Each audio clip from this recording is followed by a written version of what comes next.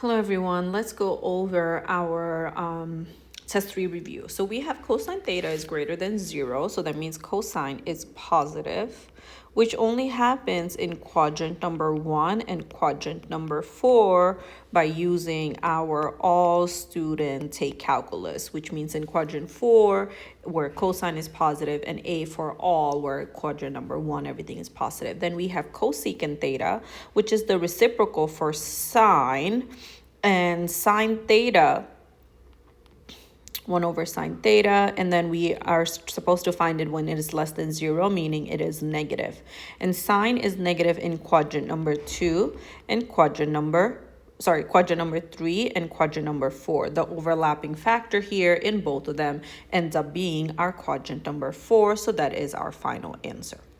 Let's take a look at the next situation. In the next situation, tangent is negative and tangent theta is negative, or tangent x would be negative in quadrant number 2 and in quadrant number 4. Cosine of x is positive, and cosine is positive in quadrant 1 and in quadrant 4. Somehow by luck, both of them ended up being in quadrant number 4 because that was the overlapping factor. Let's take a look at the next one. The next one we have an angle theta drawn in standard position terminates in the second quadrant. So we know we're already in the second quadrant. And if we have that sine theta is 4 over 7, which makes sense that sine is positive. Sine theta, which is opposite over hypotenuse. Then which of the following values cosine theta? So for cosine theta is adjacent over hypotenuse. So we have to find A. So I could do 4 square plus A square is equal to 7 square, which is 16 plus A square is equal to 49. A square is equals to 49 minus 16, and 49 minus 16 is equal to 33. So that would mean A is equal to radical 33. It could be a positive or a negative one depending on scenario. So for us, it's going to be negative because cosine is negative in quadrant 2. So we're doing adjacent over hypotenuse, which is negative 33 over 7, which is answer choice 1. Let's take a look at question 4. Question 4 is saying, given the following information of our angle theta, pi over 2, which is 90 degrees, so between 90 degree and 180 degree, which is quadrant number 2. And then sine is positive in quadrant 2 and in quadrant number 1, so the overlapping factor here is quadrant number 2. We have to figure out if tangent is positive or negative. So we're going to say tangent is negative because pi over 2 to pi is in quadrant 2. And sine is positive in quadrant 2 and quadrant 1, overlapping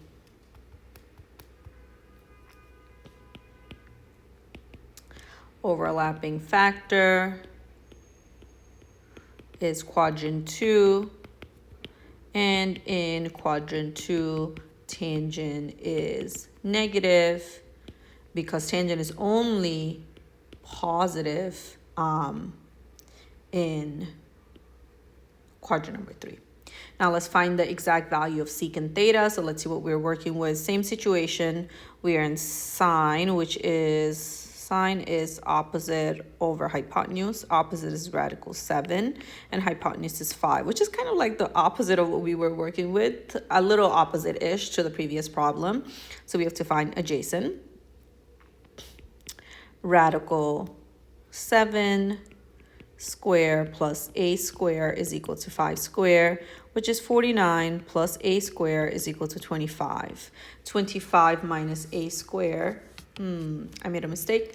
It should not be 49. It should be just 7 because radical 7 times radical 7 is just 7, which is A square is equals to 25 minus 7, which is 18. A is equal to radical 18, which could be simplified to radical 9 times radical 2, which is 3 radical 2. Secant is the reciprocal for 1 over cosine theta, and cosine theta, which would be hypotenuse over adjacent. So secant theta is equals to 5 over 3 radical 2, but we cannot have radical 2 in the denominator, so we multiply by radical 2 on the top and radical 2 in the bottom, which leads us to 5 radical 2 over 3 times 2, which is 5 radical 2 over 6. And we have to find the value of theta in the nearest degree. So like I could just use the initial one that they gave us, which is inverse sine over radical 7 over 5. Let's use our calculator for it. We need to make sure that our mode is in degree. So I'm going to go to degree, and then I'm going to do inverse sine alpha y equal, because we need to make a fraction, radical 7 over, I want to say it was 5, close parentheses. Nope, that's not good. Let's go back here, close the parentheses, which is like 31.94, but we have to do it in, so let's see, 31.94 dot, dot, dot, dot, dot. Nearest degree should be a 32 degree. Let's take a look at number 5. We have to write an equation for the corresponding graph below. So by looking at it, it's a sine function.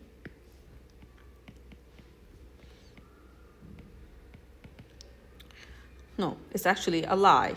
It's going to be a cosine function, because cosine will start at maximum or minimum, depending on the scenario. So now let's take a look at our amplitude. Amplitude is our, actually no, I always look at our midline. So midline is at just 0. So midline is not really going to change anything. So midline is 0. So our equation is y equals to a times cosine bx plus c. So midline is c. Our amplitude is the highest value, which is 500. And for this one, we didn't have to really adjust anything, because midline was at 0. So cosine, we need to figure out what is our b value. So to figure out our b value, we need to figure out where does our cycle end. So our cycle starts at, so it's here, and then the other one is the second value. So if I want to find my cycle, so b is equals to 2 pi over period. So which is 2 pi over, actually no. If I do 2 pi over 40, which is equals to pi over 20. Or I could rewrite it like this. I could say 40 is equals to 2 pi over b. So b is equals to 2 pi over 40. So b is equal to my pi over 20. So that means this is pi over 20 times x, and our c value is 0. So you could just write it y equals 500 cosine pi over 20 x, which is just fine as well. And if you are like confused to like how I found the amplitude, is equals to absolute value of max minus min divided by 2, and our maximum value is 500 minus negative 500, divide that by 2, which equals to 1000 divided by 2, which is equals to 500. Okay, let's take a look at the following one. Similar idea, we're still doing the same idea, but for this one, it's a sine function because it starts at our minimum. Sorry, because it starts at our midline. So let's see, let me make my midline a little bit more obvious.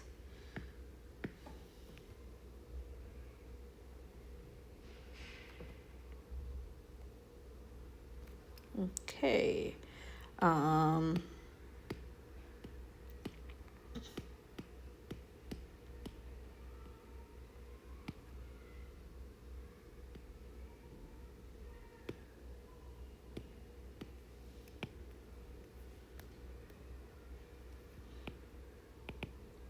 midline is equal to y is equal to -2. So we have, and this one is a sine function. We talked about it earlier. So let's see.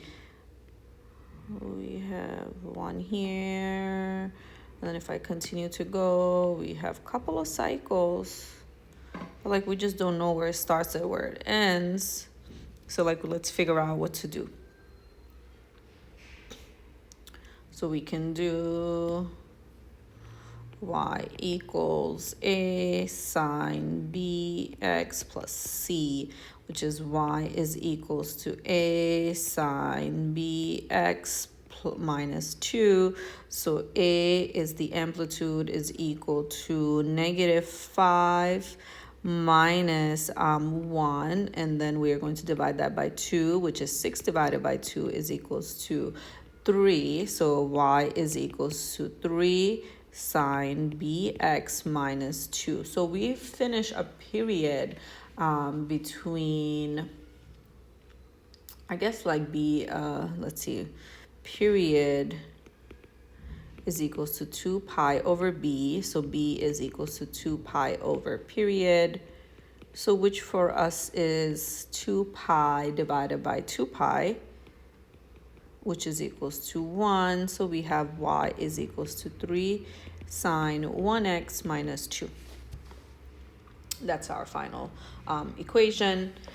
All right, let's take a look at the next one. Over the course of a full year, the daylight in a certain city follows a periodic pattern. The graph below represents the average daylight in minutes over the course of 24 months, with time t representing the number of months after January 1 of a certain year. What is the minimum and what does it represent? So minimum, so let's see, this is our maximum. So minimum is right here. Right here is our minimum value.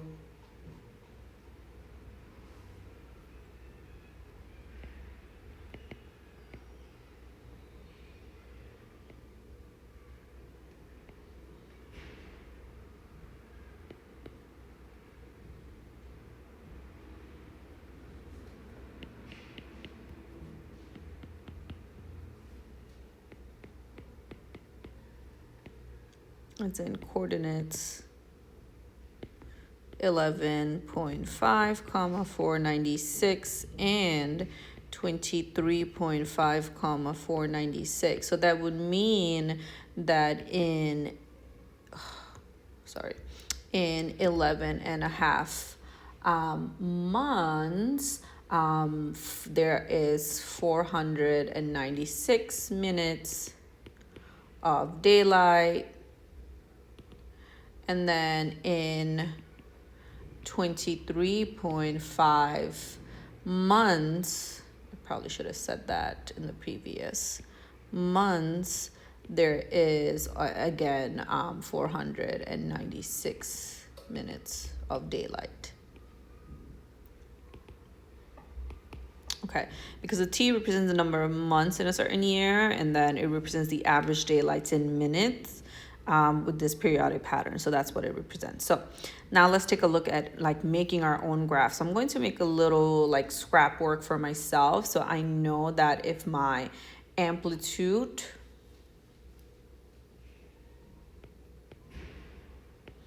is equal to 4, so we're going to find our maximum and our minimum. So our maximum is equals to -1 plus 4, which is equals to 3, and our minimum is equals to -1 minus 4, which is equals to -5.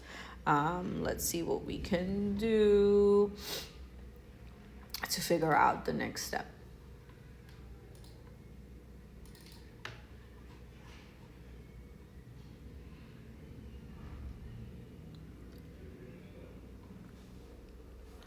So we can, let's see if we could make a little straight line for ourselves. Well, for myself.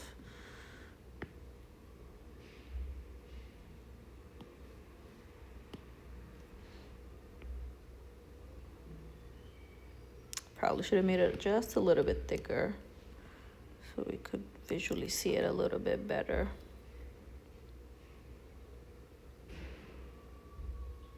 Okay, and then I'm just going to go ahead and make my grid. 1, 2, 3, 4, 5, 6. 1, 2, 3, 4, 5. And they wanted it to be between 0 to 2 pi. So let's see, I'm just going to go by 2, 4, 6, 8, 10, 12, 14, 16, 18, 20. I don't know. And then let's see, where's our midline? Our midline is in -1. So I'm just going to go ahead. Actually, let me do a different color for the midline.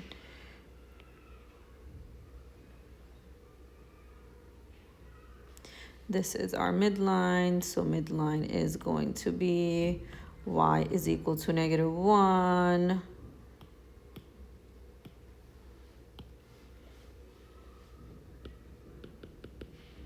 Which is our midline. Okay, so since it's a sine function, I know it's going to start at the midline.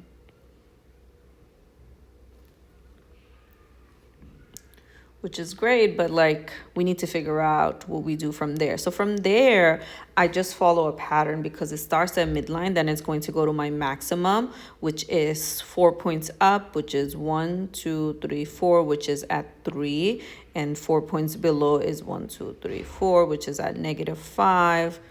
So then I just follow the pattern, midline, maximum, come to midline again, then I go to minimum, and then I go to maximum, and then I go to, let's see, actually I made a mistake because my grid is not going to fit here because I need 3 cycles.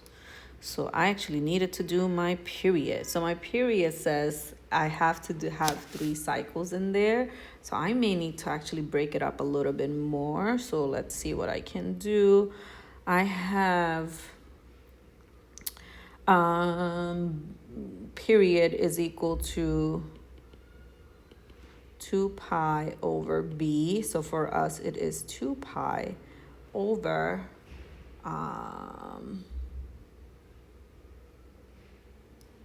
3. And we need to do 1/4 of that. So 1/4 of 2 pi over 3. So let's see. I cannot fit enough in there. So I need to actually do a little bit more simpler for this. So I need to break it up a little bit more. If I want to fit like 3 cycles in here, I need to be a little bit more strategic with this.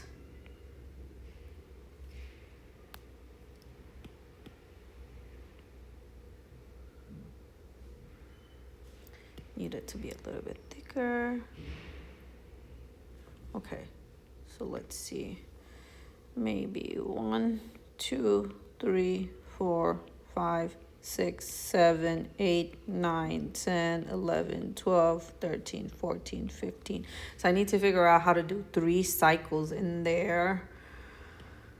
Okay, minimum 1, 2, 3, and then come down, and then go to, because the way I had spaced out, I will not be able to like fit in 3 cycles in there. It would have fit probably 2 nicely, but I needed 3. 1, 2, 3, then come down, and then 1, 2, 3, and then go up. Again, go up, down, down, up. Okay, let's do as smooth of a sketch we can of this. So let's see, we have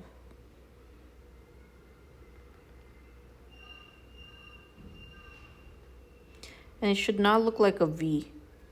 So we have 3 cycles now. So 1 cycle. And then we have number 2 cycle. And then we have our number 3 cycle. So we needed to see 3 cycles in order to finish this. So that was the tricky part, layering out what to do. So this somewhere here is our 2 pi. All right, let's take a look at number 9. So number 9 is our last problem, I believe. So for this one, we need to use our calculator for this one. We have to find the average rate of change for the formula that is given between the month of April and August. And April is the 4th month if January is 1 and August will be 8. So this, I'm going to use my calculator for it because we have to. It's the fastest way to do this problem. Just trying to find out how I could split the screen. Okay, there we go. Let's use our calculator. So whenever we're doing any graphing situation, we need to be in radian mode. So I'm going to go to radian and then I come out. Let me just double check, hit enter. Okay, so then I go to y equal, let me clear it out. I have 14.2, oops, sorry. 14.2 sine, then I have 0.6. Nope, need to get back in there. X, because we don't have M in the thing, in the calculator is 1.05. Close parentheses, nope, don't close it, delete, come out of it. And then we have plus 35.15. And then I just take a look at my table. In my table, when I'm at 4, so it is 4, 49.005. That 49 is looking like a 44. Let's fix that. 49.005. And let's take a look at 8. 8 is at 27.033. Close parentheses. Okay, so let's come back to our full screen moment. This one, full screen. Nope, not this one. Want this one to be full screen. So, all right, average rate of change. So we're going to do 27.033 minus 49.005 divided by 8 minus 4, which is equal to, if I use my calculator, 27.033 minus 49.005, which is negative 21.972. Divide this by 4. Divided by 4, which is negative 5.493, but they wanted the answer nearest 100, which is approximately negative 5.49. So that being said, they wanted to know what does this represent. So that means between April to August, the temperature drops because it's negative, because of the negative, about, I'm just going to round up to a whole number, 6 degrees, and that's what the context of the problem is. And that's it. Please make sure you jot down all the notes, and if you have any questions, you can ask in class.